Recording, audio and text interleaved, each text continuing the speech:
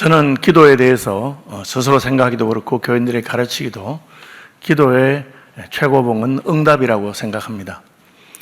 기도는 큰 소리를 하는 기도나 오래 하는 기도나 어떤 유창한 말로 하는 기도가 중요한 것이 아니고 그 기도가 응답되는 것이 가장 능력이 있다고 저는 생각합니다. 기도와 주문의 차이는 무엇입니까? 주문은 그냥 혼자 외우고 마는 것입니다. 그래서 그 주문 자체로 무슨 효용이 있다고 생각하는 것이죠. 기도는 관계의 말입니다. 내 기도를 듣는 사람이 있는 것이죠. 그래서 나의 기도가 내 기도를 듣는 사람의 마음 깊이 들어가는, 하나님의 심중 깊이 들어가게 되면 하나님은 생각하게 되십니다. 하나님은 한나의 기도를 듣고 생각을 했습니다. 하나님이 생각만 하자 말자 한나는 기도가 응답되는 것을 보게 됩니다. 왜? 우리 하나님은 전능하신 분이기 때문에. 하나님이 말씀으로 천지를 창조하셨다는 것은 무슨 뜻이겠습니까? 역시 하나님의 마음의 뜻, 하나님의 생각을 그냥 표현하신 것이고, 굳이 우리 귀에 들리도록 혹은 표현하지 않아도 하나님은 생각만 하면 응답이 됩니다. 저도 이제 40년 넘게 목회를 해보면서 생각나는 사람들이 많이 있습니다. 수많은 사람 만났는데 어떤 사람은 생각이 잘 나지 않습니다. 왜 그럴까요? 그의 말이나 행동이나 태도가 내 마음의 깊은 곳으로 들어갔기 때문입니다. 제가 한두 가지 예를 들겠습니다. 저희 서울시민교회는 매주 등록하는 사람이 있는 편인데, 등록을 하게 되면 담당하는 목사가 물어봅니다. 담임 목사의 신방을 원하십니까? 그래서 원한다고 하면 제가 신방을 갑니다. 원치 않는데 굳이 제가 신방 갈 이유는 없죠. 그래서 신방을 원한다고 하면 시간을 한 두세 개 정도 잡아주십시오. 그러면 목사님 시간하고 맞춰서 적절한 때, 가능한 때에 가겠습니다. 그렇게 가르치고 그렇게 합니다. 그런데 저희 교회 해마다 한 250명 정도 등록하는데 제가 17년 됐으니까 수천 명이 등록을 했겠죠. 그런데 딱 기억나는 분이 한 분 있어요. 그분은 우리 부목사님이 담임 목사님 신방을 받기 원하십니까? 예, 그렇게 말했습니다. 그러면 가능한 시간을 한 두세 개 정도 잡아주시지요. 그렇게 말하니까 이렇게 대답했다고 합니다. 언제라도 좋습니다. 그러니까 부목사님 깜짝 놀라서 직장 생활 하시잖아요. 지금 하시는 일도 있는데 어떻게 언제라도 좋다고 하십니까? 예, 목사님이 시간을 정하시면 저는 휴가를 내겠습니다. 그렇게 말하더라는 거예요.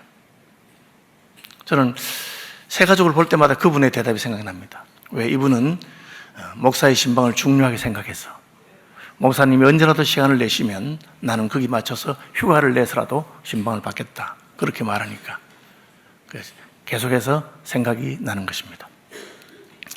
반대로 저를 보고 무슨 생각이 나서 했던 분도 있습니다. 저는 81년도에 안동에 있는 기론여자고등학교의 국어선생이었습니다. 여고의 총각선생으로 인기가 있었는데 국어선생보다는 목사를 너무 하고 싶어서 사표를 내고 이제 시험 준비를, 이제 겨울방학이 될 때 이제 사표를 내고 시험 준비를 하고 있습니다. 노회에서 미리 저희는 시험 치기 전에 노회에서 추천을 받아야 됩니다. 그래서 가을로에 추천을 받고 시험 준비를 하고 있는데 아직 시험 합격자 발표가 나기 전에 어느 교회 목사님이 제게 전화가 왔습니다. 거기 권호원 선생 전화번호인가요? 예, 그렇습니다. 나를 좀 봤으면 좋겠는데 나는 어느 교회 목사예요. 그래서 갔습니다. 가니까 제가 모르는 분이에요. 그런데 그분이 1월부터 우리 교회 전도사로 봉사하면 어떻겠어요? 안 그래도 제가 사표를 내고 생활을 어떻게 할까 걱정이 되는데 입학은 3월입니다.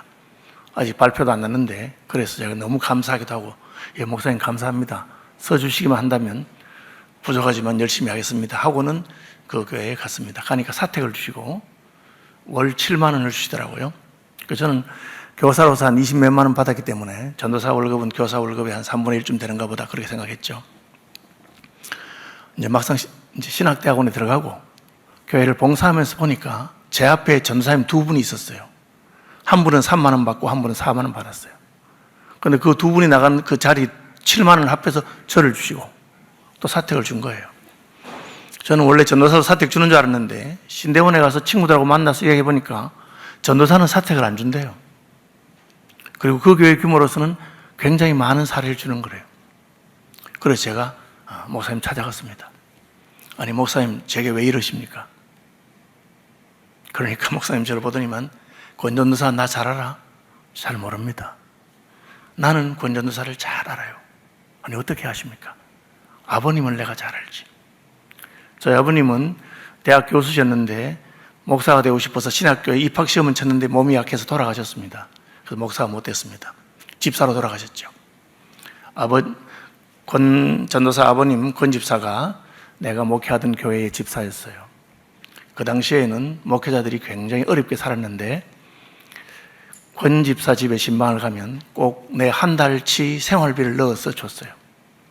힘들던 시절에 내가 잊을 수가 없는데 그 아들이 이번 노회에 전도사가 된다고 하니까, 신학교 간다니까 내가 저 아들은 꼭 우리 교회 전도사로 써야 되겠다. 그래서 부른 거예요. 저는 아무 말도 못하고 그냥 감사합니다. 목사님 못 돌아왔습니다. 저를 보시고 우리 아버지가 생각이 나신 것이죠. 어떤 기도는 그 말과 행동과 태도가 하나님에게서 자꾸 생각이 나게 합니다. 한나는 도대체 뭐라고 했길래 하나님이 한나를 생각하셨습니까? 한나는 자식을 달라고 했는데 여러분, 통계적으로 1000명에 1명, 10,000명에 1명은 불임입니다. 그것 때문에 어느 날 불임 클리닉이 있고, 그래서 불임 클리닉도 없던 시대에 한나는 하나님께 가서 부르짖었습니다. 한나만 자식이 없었겠습니까? 자식이 없어서 부르짖는 사람이 많이 있을 건데 한나의 기도는 하나님의 마음에 생각하게 만드셨습니다. 왜 그랬을까요? 한나가 먼저 하나님을 생각했기 때문입니다.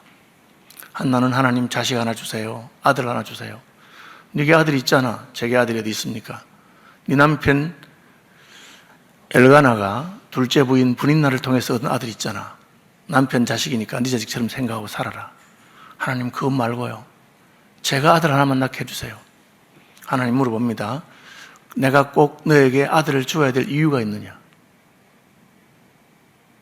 하나님, 돈 좀 주세요. 왜? 아니, 하나님 돈이 얼마나 좋은데 저도 돈벼락 맞고 한번 살아봅시다. 그럼 하나님께서 물어봅니다. 내가 너에게 돈벼락을 맞게 해줘야 될 이유가 있느냐?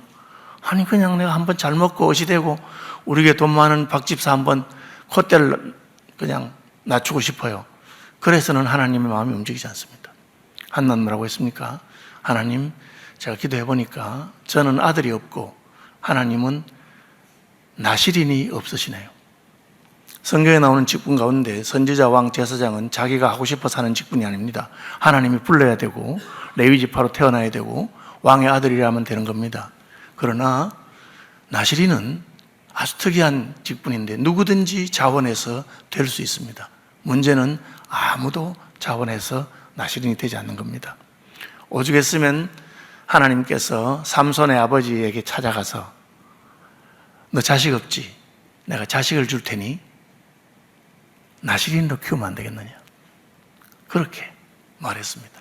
한나는 기도하는 중에 그 하나님의 역사가 생각이 났고 그 하나님의 말씀에 따라서 하나님에게 제시한 겁니다. 하나님, 제가 그냥 아들 달라는 게 아니고 아들을 주시면 머리에 삭도를 대지 않겠습니다. 그 말은 나실인으로 하나님께 바치겠다는 말입니다. 여러분, 성경에 나실인 몇 명 없어요. 삼손, 사무엘, 세례요한 뭐 그런 정도처럼 저는 보입니다. 그러니까 하나님이 한나가 생각이 난 거예요.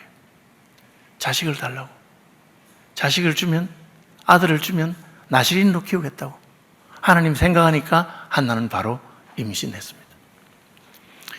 저희 아들이 신학교에 입학했을 때 저희 집사람이 처음으로 아들을 기숙사에 떼어놓으면서 마음에 걱정이 많습니다. 얘가 아침을 챙겨 먹을까? 안 그래도 늦잠을 자는데. 그래서 아들을 아침을 뭘 줄까 하다가 생식이라는 게 생각이 났어요. 저희는 그때까지 생식이라는 거 먹어본 적이 없습니다. 그때 미숫가루 먹었죠. 그래서 생식을 한 박스 사서 한 달치를 주면 좋겠는데 무슨 생식이 좋을까? 하나님, 어떤 게 좋을까요? 하고 기도를 하는데 갑자기 문이 띵동 하는 소리가 들렸습니다. 문을 여니까 택배가 왔는데 생식이 한 박스가 왔어요. 우리 집사람이 너무 놀라가지고, 아니 막 기도를 시작하는데 생식이 어떻게 오나 보니까 교회 권사님이 보낸 거예요. 권사님이 어떻게 알았을까 하고 전화했습니다. 권사님, 조금 전에 생식 한 박스 받았는데 권사님 보내셨대요. 안 보냈는데요?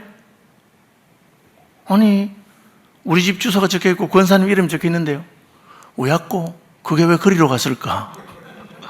이분이 생식을 주문하면서 아마 사택주도 있었는데 클릭을 잘못해서 사택으로 온 거예요. 저희 집사님 당황해서 그렇군요. 안 그래도 제가 생식을 필요했는데 이거 제가 받고 돈으로 드릴 테니까 다시 주문하세요. 여러분 같으면 돈 받겠어요? 남편 의사고 부인은 교사인데 아니요. 사모님이 드세요. 나한테 그렇게 자랑을 하더라고요. 그래서 제가 당신도 상당한 경지에 이르렀네. 생각만 해도 응답하고. 여러분, 많은 믿음의 사람들이 생각만 해도 응답하는 게 있습니다. 왜? 그 생각이 하나님 생각과 같기 때문에. 너희는 먼저 그의 나라와 그의 의를 구하라. 그리하면 이 모든 것을 너에게 다 하시리라. 저는 수많은 경험을 했습니다. 기도가 시작되면 하나님 바로 응답하시기도 하고 생각만 해도 응답하십니다. 왜? 우리의 생각이 하나님의 생각과 같기 때문에. 아브라함이 자식을 하나님께 바쳤습니다. 어떤 일이 있습니까? 다윗이 인구조사에서 하나님께서 연병으로 이스라엘 백성을 치시다가 아라우나의 타작마당에 가니까 갑자기 하나님이 스톱. 이제 그만하자. 왜? 지금 죽어가는 이들이 아브라함의 자손이 아닌가? 아브라함이 이삭을 바친 곳이 바로 그 오르난의 타작마당입니다. 그러니까 하나님이 아브라함이 생각나신 것이요. 부모를 인해서 천대까지 복을 주시는 분이 하나님이십니다. 저희는 오늘 한국교회 어려움이 많지만 우리의 믿음의 선배들이 참 하나님 앞에 진실되게 그렇게 하나님 섬겼던 것을 기억합니다. 저희 아버지를 기억하고 저를 긍휼히 여기던 것처럼 하나님께서 아마 한국교회를 그래도 긍휼히 여기신다고 저는 믿습니다. 우리 다음 세대는 어떻습니까? 우리의 태도와 기도와 말로 하나님이 생각하시는 그런 조국교회가 되기를 주님의 이름으로 축복합니다.